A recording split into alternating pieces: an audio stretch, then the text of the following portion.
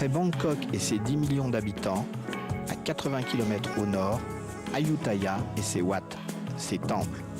Le Wat Yai, comme disent les habitants, fut construit en 1360. Un Bouddha couché accueille les visiteurs. Le Chedi est entouré de dizaines de Bouddhas drapés d'orange, couleur des bonzes bouddhistes.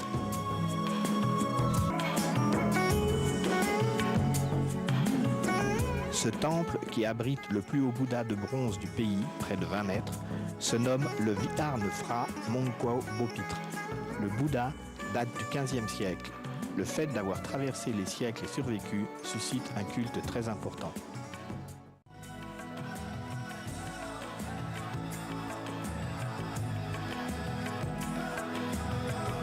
Un peu plus au nord, Lopburi est une petite ville au marché local proposant une multitude de légumes et d'insectes grillés bourrés de protéines.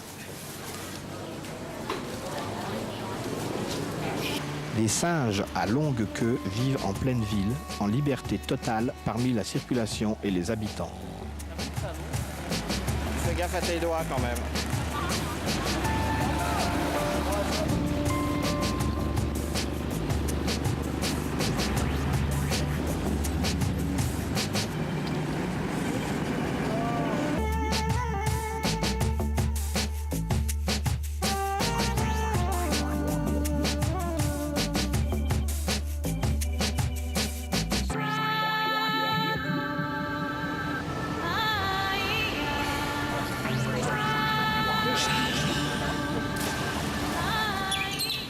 Avec la Birmanie et juste après le pont. Le Mékong est le fleuve frontière. Une balade sur le fleuve mythique s'impose. Le silence est ailleurs. Ici, les longues queues font rougir leurs moteurs.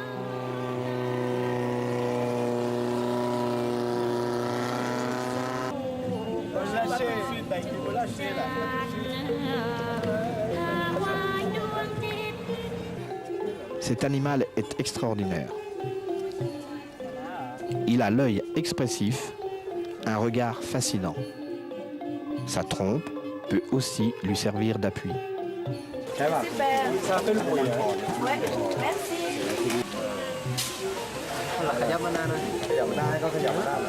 Poussez un peu devant. Poussez un peu devant. Vous vous tenir par l'oreille comme ça, au cas où. Étant paraplégique depuis plus de 30 ans, je n'ai plus de force dans les reins et le cornac doit me serrer fortement la taille, sinon je tombe. Le problème, c'est que le cornac n'ose pas me serrer contre lui, même quand on lui dit de le faire.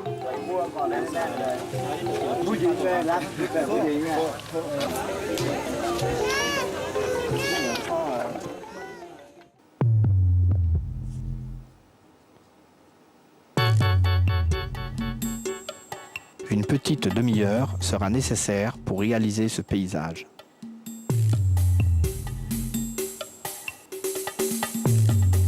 Saiwasan peint sur tout support avec la même dextérité. Il peindra les deux roues de mon fauteuil roulant avec un talent exceptionnel.